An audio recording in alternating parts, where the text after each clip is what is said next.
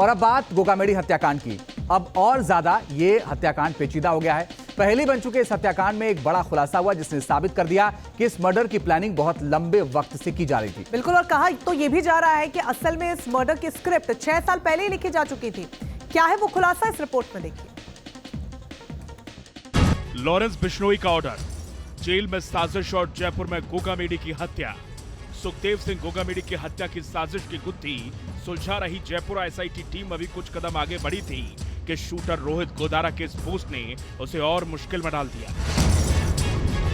राजस्थान में श्री राजपूत करनी सेना के जो राष्ट्रीय अध्यक्ष सुखदेव सिंह गोगामेडी की जो हत्या हुई, उसमें शुरुआती तौर पर रोहित गोदारा गैंग, जो कि लॉरेंस बिश्नोई की गैंग का सक्रिय सदस्य है, खाड़ी देश में इस वक्त मौजूद है भारत से बाहर, उसने उस हत्याकांड की सोशल मीडिया पे फेसबुक की पोस्ट पर उसकी जिम्मेदारी ली थी।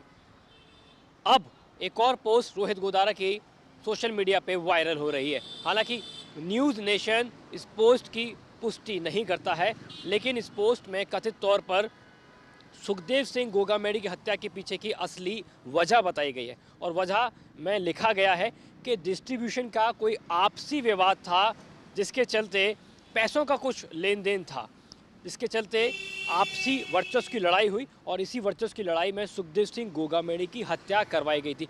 हत्या का मास्टरमाइंड लॉरेंस बिश्नोई गैंग का गुर्गा रोहित गोदारा का एक और फेसबुक पोस्ट सामने आया है, जिसमें उसने सुखदेव सिंह गोगामेडी की हत्या की वजह का खुलासा किया है। उसने दावा किया है कि डिस्ट्रीब्यूशन मनी की गड़बड़ी को लेकर हमारे बीच विवाद हुआ था।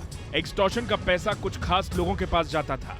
यह हमारे दुश्मन सिद्धू मूसेवाला के टच में भी था। दावा यह भी किया जा रहा है कि सुखदेव सिंह गोगामेडी लॉरेंस बिश्नोई गैंग के दुश्मनों को प्रोटेक्शन देता था। इतना ही नहीं, बल्कि वो लॉरेंस के दुश्मनों की मदद भी करता था।